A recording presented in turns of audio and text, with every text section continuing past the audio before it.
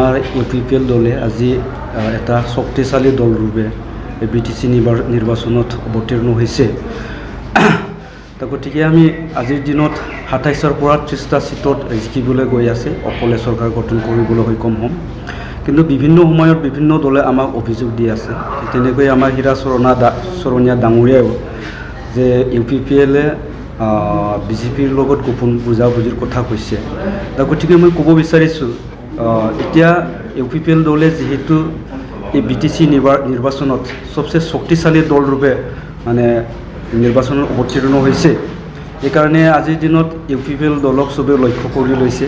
এইটো ডাঙৰ কথা নহয়। যিয়ে নহওক, মই সমগ্ৰ BTCৰ যিবিলাক সমষ্টি আছে এই সমষ্টিবোৰত মই ঘূৰি আছোঁ। ঘূৰি পেলাই মানে এতিয়া আমি এইকাৰণে মই নিশ্চিতভাৱে ক'ব বিচাৰিছোঁ যে আমি UPPL দলে আজিৰ দিনত অকলে চৰকাৰ গঠন কৰিবলৈ গৈ আছে।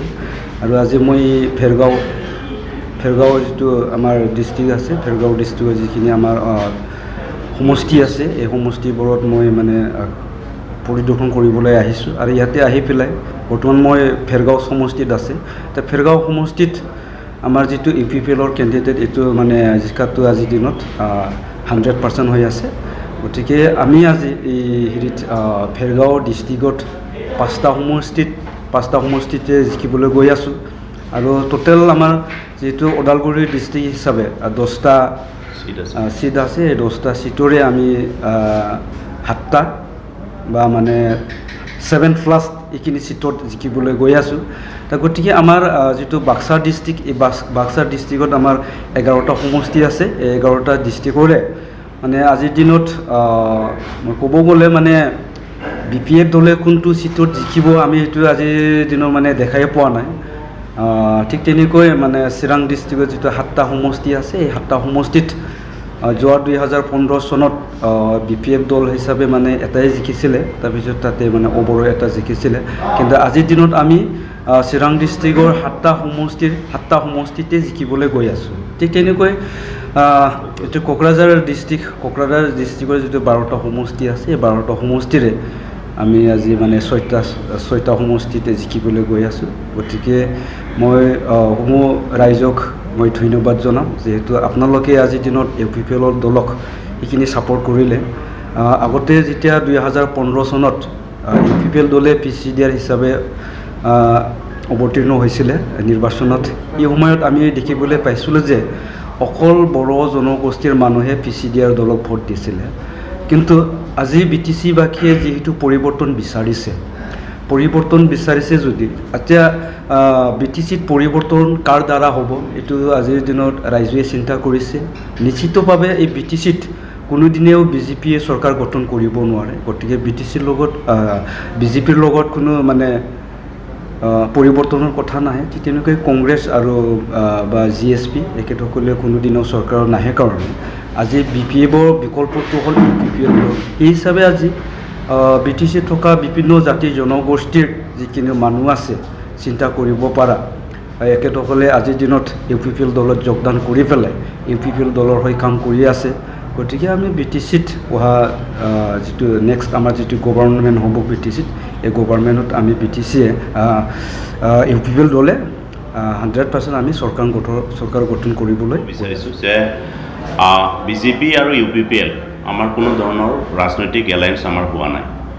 এতিয়া অতি শেহতীয়াভাৱে এটা কথা ওলাইছে যে দিল্লীত প্ৰমোদ বড়োৰ লগত BJPৰ এটা বুজাবুজি হৈছে, এনেকৈ এটা প্ৰপগণ্ডা এটা ওলাইছে। আচলতে সেইটো নহয়।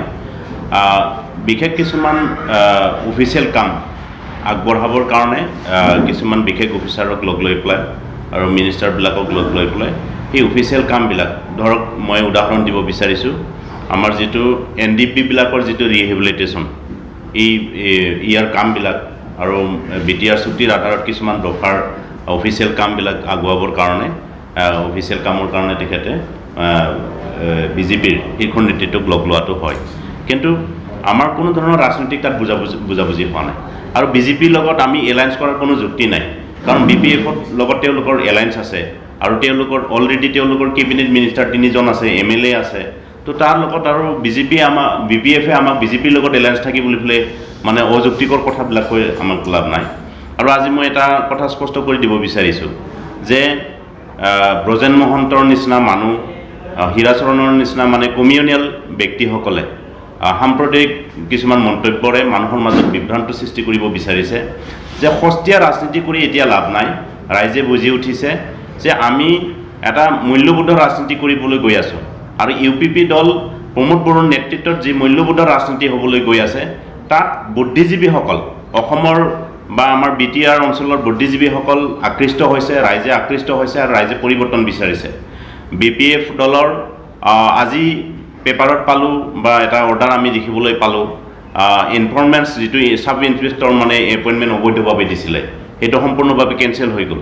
তো তেনেকুৱা আৰু অবৈধ বহুত কাৰ্য BPF-ৰ আছে। হয়,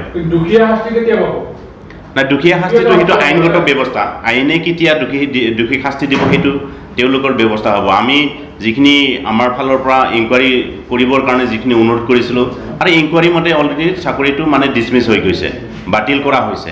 তাৰপিছত দোষীক কেনেধৰণে কোন মানে এক্টৰ আণ্ডাৰত বা কোন দফাৰ আণ্ডাৰত তেওঁলোকক শাস্তি দিয়ে সেইটো গভৰ্ণমেণ্টে বুজিব, সেইটো আমাৰ কথা নহয়। তো আমি মানে ডিমাণ্ড কৰিম, দাবী কৰিম যে দোষীও উপযুক্ত শাস্তি পাব লাগে। নাই যদিও মই স্পষ্ট কৰি দিব বিচাৰিছোঁ যে এডোখৰ হেজিয়াৰ মানে চৰকাৰী মাটিক লৈ পেলাই দুটা দলৰ মাজত ব্যক্তিগতভাৱে কাজিয়া হৈছে আৰু ইয়াত মানে কিছুমান ব্যক্তিয়ে, কিছুমান ৰাজনৈতিক নেতাবিলাকে তাক মানে ৰাজনৈতিক মানে ৰহণ সানিব বিচাৰিছে আৰু সেইটো সাম্প্ৰদায়িক এটা ৰহণ সানিব বিচাৰিছে। ইয়াৰ কিন্তু আমাৰ BTR অঞ্চলৰ মেক্সিমাম মানুহে বুজি উঠিছে এইটো তেওঁলোকৰ BPF-ৰ বিশেষ মানুহ কিছুমানে কি কৰিছে, এই বস্তুবিলাক ভাইৰেল কৰি পেলাই মানে মানুহৰ মাজত মানে অপ্ৰীতিকৰ মানে পৰিস্থিতি সৃষ্টি কৰিব বিচাৰিছে। এয়া সম্পূৰ্ণ ব্যক্তিগত কথা, তেওঁলোকৰ মানে মাটিক লৈ পেলাই তেওঁলোকৰ কাজিয়া হৈছে আৰু এই কাজিয়াত দুয়োটা দলেই মানে হাতাহাতি হৈছে, তাৰ ভিতৰত কোনোবা এটা দলে বিশেষকৈ মানে গুৰুতৰভাৱে আহত হৈছে। সেইটো আমি আমাৰ ফালৰ পৰা UPP দলৰ পৰা স্পষ্ট কৰি দিয়া হৈছে যে দোষী শাস্তি পাব লাগে, যিজন দোষী তেওঁলোকে শাস্তি পাব লাগে। ইয়াত কোনো কমিউনিয়েল ব্যৱস্থা আনিব নালাগে আৰু কোনো ধৰণৰ দলক ইয়াক সাঙুৰি পেলাই কথা কোৱাৰ অনুচিত। এতিয়া মই সেইকাৰণে অনুৰোধ জনাম যি কিছুমান চেনেলত, অসমীয়া চেনেলত কিছুমানে মানে পক্ষপাতিত্বমূলকভাৱে বাতৰি পৰিৱেশন কৰিছে, সেইটো অত্যন্ত দুৰ্ভাগ্যজনক আমাৰ জনসাধাৰণৰ কাৰণে। তেওঁলোকে সঠিক তথ্যটো সংগ্ৰহ নকৰি পেলাই মানে মানুহৰ মাজত বিভ্ৰান্তি সৃষ্টি কৰিবৰ কাৰণে একপক্ষীয়ভাৱে কিছুমান দলক মানে সহযোগ কৰিবৰ কাৰণে তেওঁলোকে বাতৰি পৰিৱেশন কৰিছে।